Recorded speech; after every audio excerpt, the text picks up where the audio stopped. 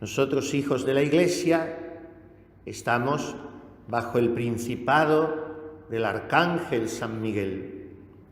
Nosotros, hijos de María, repetimos 3 veces cada día las palabras del Arcángel San Gabriel. Y nosotros tenemos cada uno un ángel de la guarda. Y nosotros rezamos con frecuencia el Salmo 38. Te doy gracias, Señor, de todo corazón. Delante de los ángeles tañeré para ti. Porque si esperamos ir al cielo por la misericordia de Dios, allí estaremos aprendiendo a cantar y a tocar nuestras cítaras, como dice el Apocalipsis. Algunas aquí son especialistas en el libro del Apocalipsis.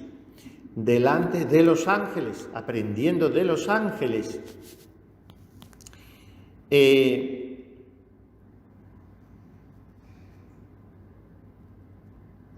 Podríamos entonces, no sé si nos hemos hecho esta pregunta alguna vez, estamos consagrados a Dios nuestro Señor, a la Santísima Trinidad, por el bautismo.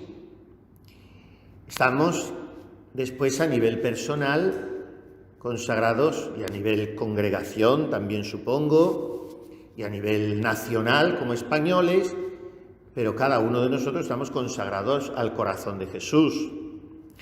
Estamos consagrados también al Inmaculado Corazón de María. Y hasta ahí llegamos. Parece que lo teológico, propiamente teológico, es estar consagrados a Dios. Algunos incluso discuten la consagración a María, pero la ha pedido ella misma, en Fátima.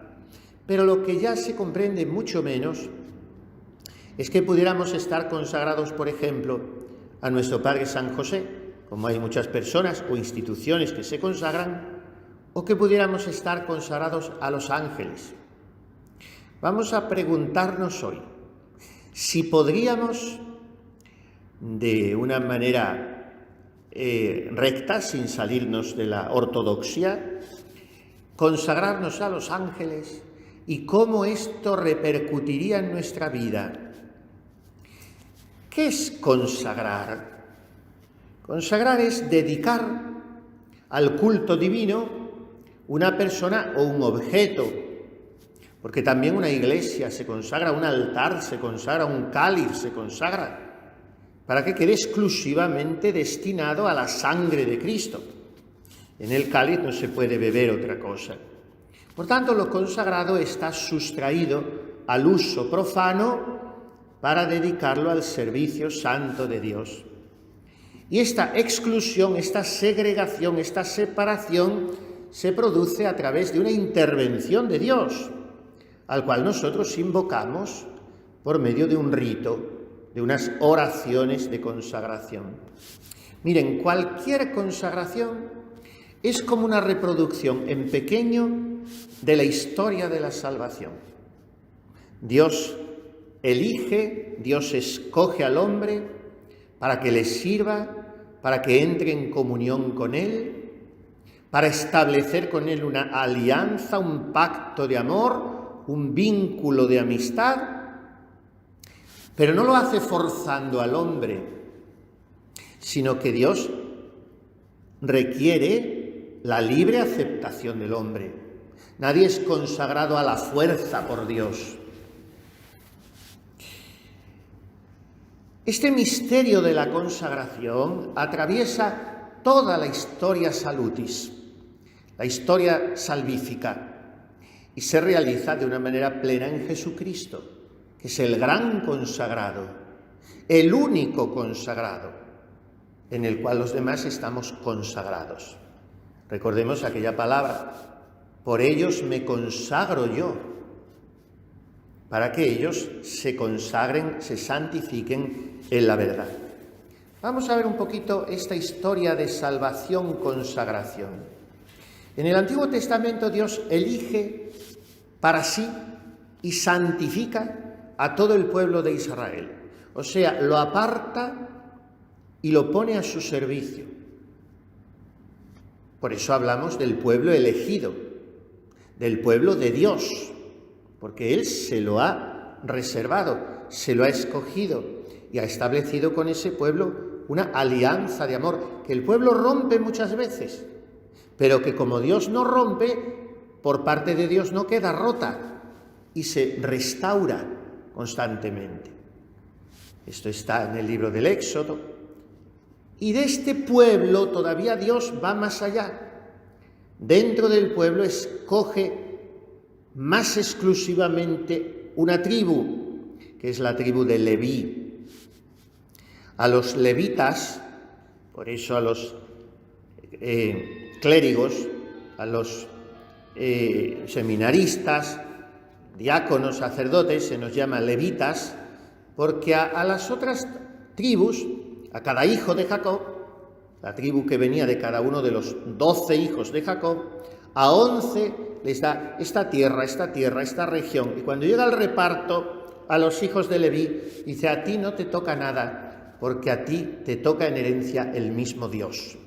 O sea que los levitas se consagran al culto litúrgico, al culto divino. Por tanto, la finalidad de la consagración de aquel que es llamado por Dios a su exclusivo servicio es la glorificación de Dios. Y esta glorificación de Dios exige la santificación de esa persona a la que se le confía esa misión. La primordial consagración, hemos dicho hace un momento, es la de la humanidad sacratísima de Cristo, que por la unión hipostática queda absolutamente consagrada, queda divinizada. El Verbo de Dios hecho carne es Christos, Cristo. Christos es la palabra griega que traduce la palabra hebrea Mesías. Y Mesías significa ungido. Sobre el escogido de Dios, sobre el rey, se derramaba un cuerno lleno de aceite. No era una unción así limpia y leve como hacemos nosotros en la confirmación o en la unción de los enfermos, sino que era una unción a lo grande. Se derramaba un cuerno de aceite sobre la cabeza del que estaba escogido por Dios. Jesucristo es el Rey de Reyes, es el sumo y eterno sacerdote y es el cabeza de la Iglesia. Por tanto, Jesucristo es el único ungido, es el ungido entre los ungidos. Esa consagración, esa elección, esa santificación del pueblo de Dios en la antigua alianza a la que hemos aludido hace un momento, constituía una prefiguración, un anuncio, una sombra de la nueva y eterna alianza definitiva que iba a traernos Jesucristo en virtud de su sacrificio, en virtud de su unción. Es unción por parte del Padre, pero es unción por sí mismo, es una autoconsagración la de Jesucristo. Proeis ego santifico me ipsum, por ellos yo me santifico y me consagro a mí mismo, para que también ellos sean santificados, consagrados en la verdad. Juan 17, 19. Por tanto, mi consagración solo es válida, solo es real, solo es efectiva si es consagración en Jesucristo, por Cristo, con Él y en Él. Es como yo vivo mi consagración por la unción del Espíritu Santo, para gloria de Dios Padre. Y esto es lo que hacen en mí los sacramentos. Esto lo hizo en mí el bautismo. Me ungió para identificarme con Cristo. Todavía, permítanme la palabra, atornilló más esa unción, me la grabó más a fuego el Espíritu Santo en la confirmación, donde también fui ungido. En el bautismo fui ungido 2 veces, en el pecho con el óleo como los atletas antiguos, que antes de entrar en el combate se les embadurnaba de aceite para que los músculos tuviesen más flexibilidad. Y para eso nos ungen en el pecho, en el bautismo, para que estemos ágiles y fuertes en la lucha contra el demonio. Pero es que después nos vuelven a ungir en el bautismo en la cabeza, en lo más alto de la cabeza, en la coronilla, con el crisma, que se llama crisma por Cristo, por ungido, que es esa mezcla, como vemos todos los años en la misa crismal, que se hace de aceite y perfume, y es el Espíritu Santo el crisma. ¿Por qué se nos ungió con él en la cabeza? Porque la cabeza, cuando uno se perfuma, no se perfuma los pies, ni la cintura, ni el pecho, se perfuma la cabeza, porque es lo más alto. Y cuando se va dejando el perfume, se deja porque se lleva en la cabeza. Pues el cristiano tiene la vocación de ir derramando por el mundo el bonus odor Christi, el buen olor de Cristo. Por eso se nos ungió en la cabeza. Y después en la confirmación se nos volvió a ungir, también en la cabeza, pero ya no en la coronilla, en la frente, para que nuestros pensamientos, nuestra presencia, nuestra personalidad toda represente a Jesucristo del que somos soldados. Y después a algunos hombres se les confiere una tercera unción, la del orden sacerdotal, y entonces se les unge en las manos con el crisma para que esas manos estén purificadas y estén perfumadas. Manos consagradas y manos consagrantes. Manos perdonadas y manos perdonadoras. Manos bendecidas y manos que bendicen. Pues bien, todas esas unciones tienen su origen en la única unción, que es la de Cristo. Vosotros, nos dice San Pedro en su primera epístola, sois linaje elegido, sacerdocio real, nación santa consagrada, pueblo adquirido por Dios, para anunciar las alabanzas del que os ha llamado de las tinieblas a su luz admirable. Y estas unciones, estas tres unciones de las que he hablado, estas tres consagraciones, para ustedes solamente dos, imprimen en el alma lo que se llama el carácter en griego, el carácter que significa sello, y es una señal indeleble, imborrable, de esa alianza con Dios, de esa consagración de la que hemos sido hechos objetos por Dios en Jesucristo. Entonces, a través del bautismo y de la confirmación y del sacerdocio, los que lo tenemos, no solamente recibimos la gracia santificante, como la recibimos a través de los otros sacramentos, sino una participación en el sacerdocio de Cristo. Yo soy sacerdote ministro porque he sido consagrado por el sumo sacerdote. Y usted por el bautismo es sacerdote. Usted está llamada a ofrecer su cuerpo como una hostia viva, santa y agradable a Dios, porque ha sido consagrada por el único sacerdote para el servicio del Padre. ¿Cuál es mi respuesta a todo esto? ¿Cuál debe ser mi respuesta a todo esto? Estos sacramentos, bautismo, confirmación y orden sacerdotal, son una alianza entre Dios y el hombre. Y como dijimos antes, no es una alianza a la fuerza.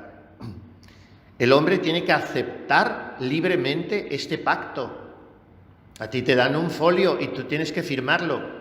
Sin tu firma, aunque venga de Dios el documento, no tiene valor. Tienes que firmarlo tú. ¿Y qué significa que lo firmes? Que te comprometes a llevar una vida que agrade y que glorifique a Dios, puesto que Él te ha capacitado al insertarte en el sacerdocio de Cristo. El Padre, por el Espíritu Santo, te ha capacitado para que tu vida sea un culto sobrenatural a Dios, para que tu vida sea una liturgia. Tenemos una idea tan equivocada de la liturgia.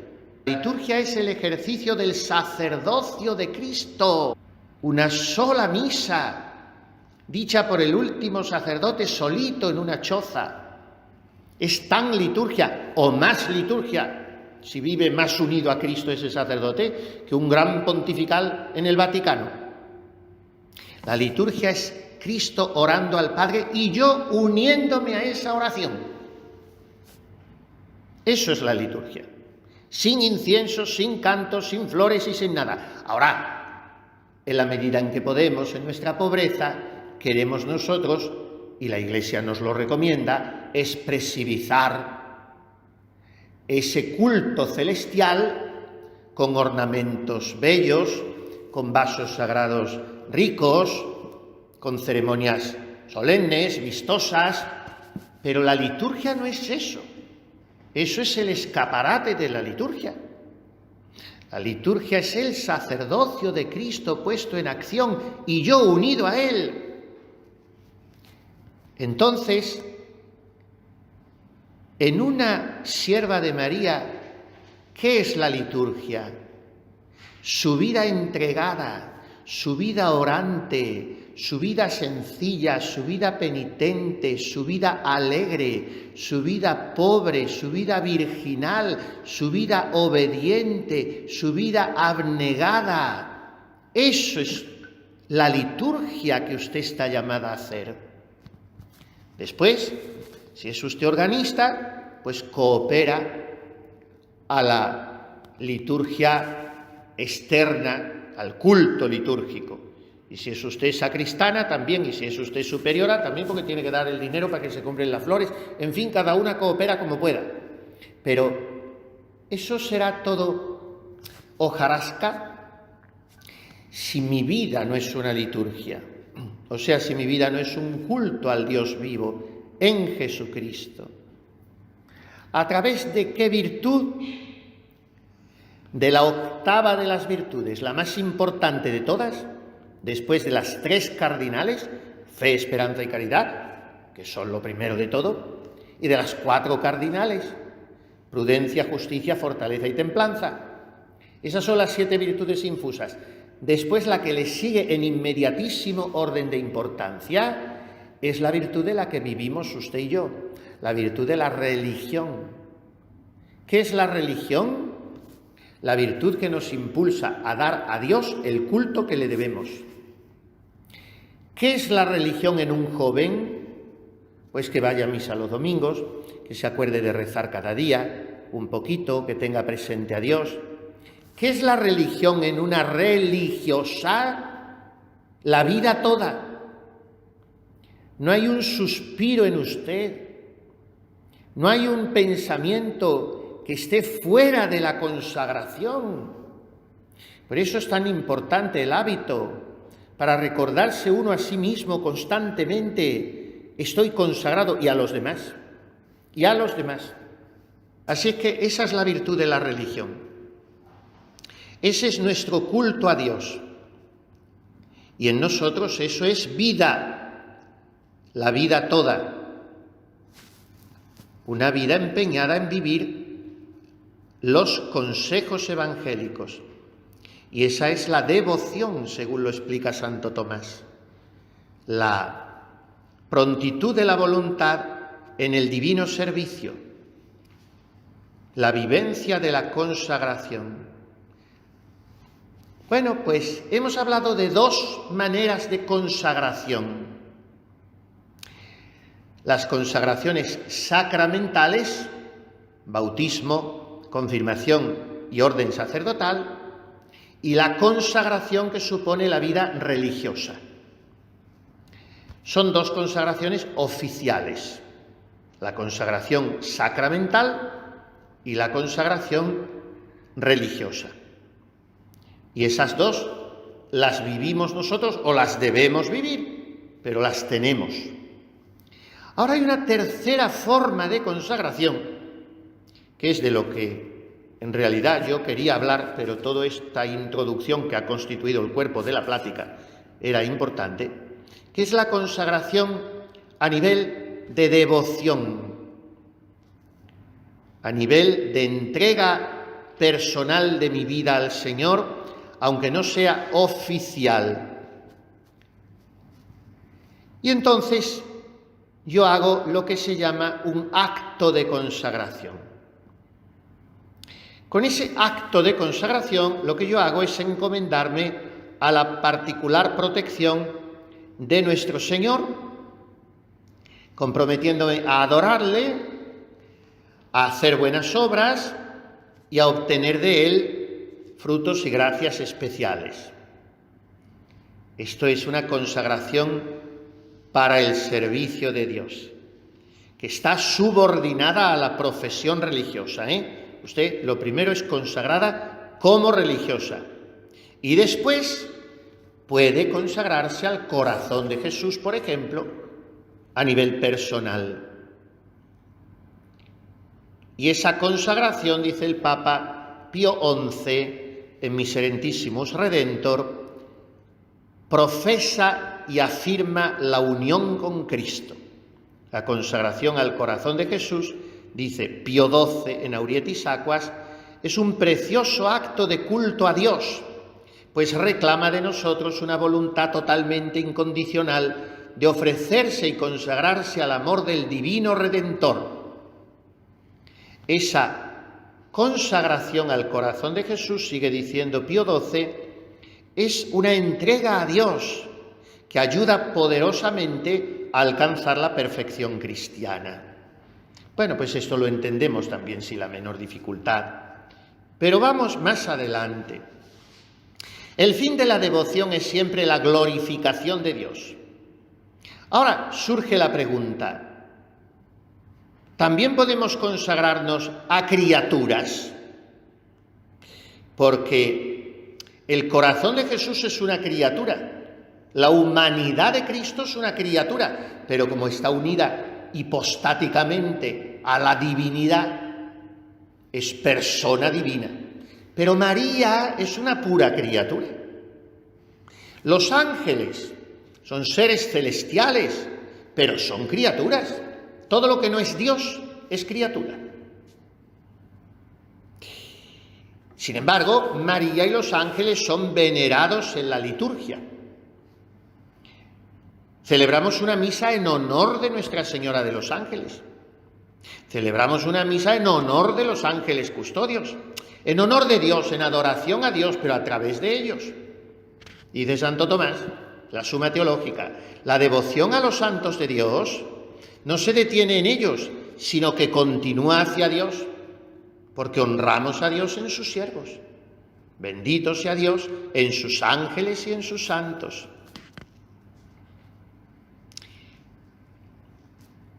Miren, desde el primitivo cristianismo hay datos de la consagración a María.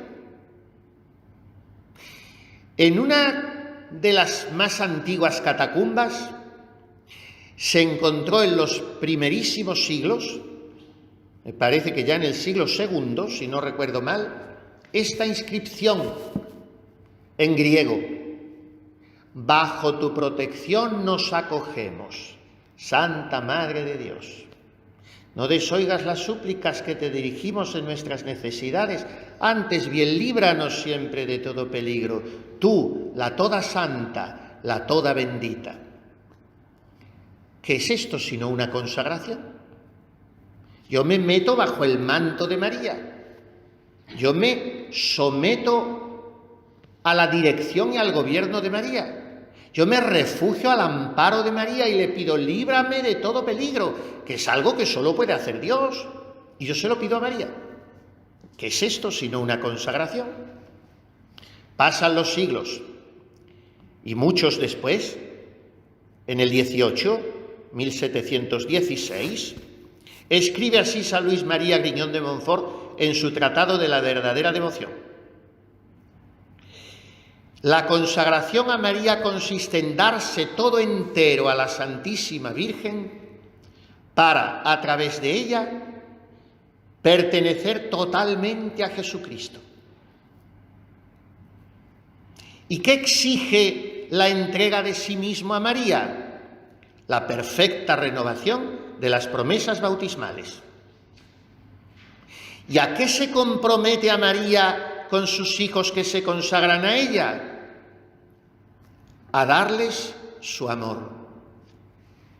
Por tanto, ¿qué es la consagración a María? Una mejor vivencia de las promesas bautismales, una alianza de amor con la Madre, un propósito de hacer todas las acciones, dice Grignon de Montfort, por María, con María, en María y para María, a fin de hacerlas más perfectamente por Cristo, con Él y en Él, por Jesús, con Jesús, en Jesús y para Jesús. Miren lo que dijo Pío XII en 1945 en una alocución que tuvo a los miembros de las entonces tan florecientes y fecundas congregaciones marianas. A esos congregantes, las congregaciones marianas, cuya espiritualidad tenía como nervio precisamente la consagración a la Virgen, les dijo Pío XII, el 21 de enero de 1945, la consagración a la Madre de Dios es una entrega interna de sí mismo para toda la vida y para toda la eternidad. No es una entrega puramente formal o sentimental, sino efectiva, que se realiza en la intensidad de la vida cristiana y mariana, en la vida apostólica, con lo cual el congregante se vuelve ministro de María y, por así decir, su mano visible en la tierra, con el impulso espontáneo de una vida interior sobreabundante que se derrama en todas las obras exteriores de la sólida devoción, del culto, de la caridad, del celo. ¡Qué maravilla! El consagrado a María es un ministro de María, es la mano visible de María en el mundo. En su encíclica Signum Magnum, aquellas palabras del Apocalipsis, un gran signo ha aparecido en el cielo, el Papa Pablo VI pidió a todos los católicos consagrarse personalmente y con renovada sinceridad al Inmaculado Corazón de la Madre de la Iglesia. Y este signo de total amor filial, que consiste en imitar el ejemplo de la Madre, debe traducirse en una vida operante. Cada uno debe orientar su vida según la voluntad de Dios, a ejemplo de la Reina del Cielo, y así servirla de manera auténticamente filial. Cuando en el año 1984 San Juan Pablo II consagró el mundo al Inmaculado Corazón de María, en unión con todos los obispos, relacionó esta consagración a María con la consagración que Jesús hizo de sí mismo al Padre, y oró así: a ti, oh Madre de Cristo, ante tu Inmaculado Corazón, queremos unirnos junto con toda la Iglesia a aquella consagración con la cual tu Hijo se consagró a sí mismo al Padre por amor a nosotros cuando dijo: por ellos me consagro a mí mismo, para que también ellos sean consagrados en la verdad. Por tanto, la consagración a María es una participación en la consagración de Jesús al Padre, porque la consagración a María tiene como único fin Jesucristo. Y a través de la consagración a María, el hombre se convierte en receptor de las gracias redentoras de Cristo. Aún más, el hombre participa activamente en la obra redentora de Cristo al unirse a María. El hombre es corredentor con María corredentora. Bueno, hemos tocado muchos temas importantes y todavía no hemos hablado de los ángeles. ¿Tiene entonces sentido una consagración a los santos ángeles? Dice el prefacio de la Misa de los Ángeles: en verdad es justo y necesario darte gracias a ti, Padre Todopoderoso, y alabar tu poder y tu grandeza en la gloria de los ángeles. Honrándolos, te glorificamos y te alabamos. Qué bonito es pensar lo que nos dice el Salmo, que el Señor ha dado órdenes a sus ángeles para que nos guarden en nuestros caminos. Dice San Bernardo: cuánta confianza debe darte esta palabra, cuánta confianza. Temor por la presencia de los ángeles, confianza por la protección de los ángeles. Todo nuestro amor pertenece a Dios, pero nuestra gratitud se puede dirigir también a ellos. Miren, ya en el Antiguo Testamento, libro del Éxodo, libro de Daniel, se refleja que Dios pone a su pueblo bajo el amparo de los ángeles. También en el libro de Daniel y en el del Apocalipsis se nos presenta a San Miguel como príncipe del ejército celestial, defensor del pueblo de Dios. En la Iglesia la veneración a San Miguel se remonta al siglo I. Ya desde los primerísimos siglos se le consagran iglesias a él y a los otros ángeles.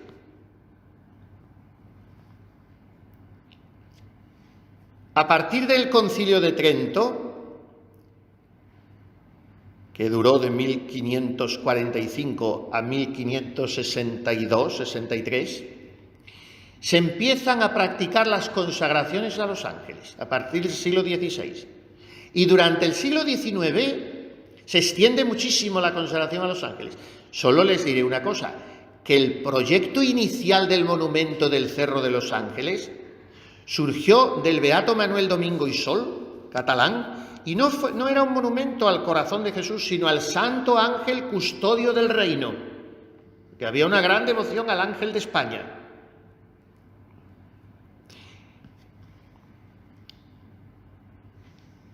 ¿Qué relación tiene consagrarnos a los ángeles con las otras consagraciones?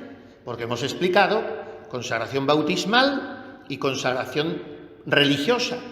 Y hemos explicado la relación que tienen con ellas la consagración al corazón de Jesús y al corazón de María. Pero ¿y consagrarse a los ángeles? ¿Qué tiene que ver con ser bautizado o con ser religioso? Pues miren, también la consagración a los ángeles tiene como fundamento la consagración a Cristo en el bautismo. ¿Por qué? Es muy fácil. En el bautismo se nos preguntó y respondieron nuestros padres y padrinos: ¿renunciáis a Satanás, a sus pompas y a sus obras? Y se nos vuelve a preguntar en la vigilia pascual, ¿no? Y dijimos: sí, renuncio. Si renuncié a Satanás, es que dije que sí a Cristo. Y dije que sí a todos los miembros del cuerpo de Cristo. O sea, a toda la Iglesia militante y a toda la Iglesia triunfante. Entonces dije que sí a los ángeles, porque Cristo no es solo cabeza de los hombres, dice Santo Tomás de Aquino, sino que es cabeza de los ángeles, Cristo. Entonces, mi bautismo tiene una gran relación con los ángeles. En su catecismo escribe San Cirilo de Jerusalén: hermanos, cada uno de vosotros bautizados será presentado ante Dios en la presencia de miríadas de ángeles. Toma, mientras estés en la tierra, a los ángeles como ejemplo. Dice San León Magno, el Papa: apóyate en la fuerza de su condición inmortal y combate lleno de confianza contra las tentaciones malignas para llevar una vida agradable a Dios.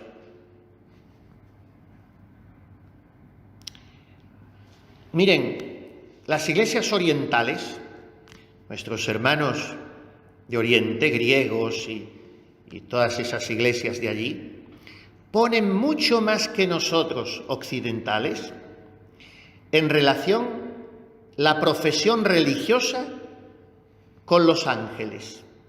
¿Por qué? Lo recordó Juan Pablo II. No me acuerdo si es en Vita Consecrata o en un documento sobre la vida religiosa. Dijo, para los orientales, los monjes son ángeles de Dios que anuncian la renovación del mundo en Cristo. Bueno, nosotros occidentales también tenemos un poco este concepto, porque la gente que es buena y tiene fe, y es un poco a veces más inocente de la cuenta, dice, ay, las monjitas son ángeles, porque tienen esta noción. Entonces, el deseo de una vida totalmente consagrada, donde no haya un pensamiento, ni una acción, ni una palabra fuera de Dios, es el deseo de una vida angélica. Y en este sentido, la consagración a los ángeles también es una alianza de amistad con ellos para que me ayuden a vivir un poco como ellos, sin dejar de ser hombre, Yo no tengo que angelizarme, pero sí tengo que santificarme y consagrarme. Y si yo me confío con amor fraterno, con amor de amistad a los ángeles, como alguien se confía a un amigo íntimo, a un hermano para que le ayude, entonces me estoy comprometiendo a escuchar lo que ellos están diciendo al oído de mi alma constantemente y les estoy obligando a ellos a recordarme que tengo que ser santo en mi consagración. La misión de los ángeles también es extender el reino de Dios en la tierra, y yo me uno a esa misión de ellos, aspirando a una vida lo más perfecta posible. ¿Qué es lo que hace que yo me consagre a los ángeles? Que me tome en serio mi misión de colaborador con Cristo en la extensión del reinado de su corazón, para que yo, imitando a los ángeles, aspire a la perfección de mi consagración. O sea, resumo y termino, porque he sido más largo de lo que quería, pero me parecía interesante llegar hasta el final, ir adelgazando los argumentos uno a uno, poco a poco, hasta que hemos aterrizado. Termino. Con la consagración a María, el hombre, el alma, la religiosa, quien sea, hace todas sus obras en María, con María, por María y para María, para hacerlas más perfectamente per ipsum et cum ipso et in ipso, con Jesús, en Jesús, por Jesús y para Jesús.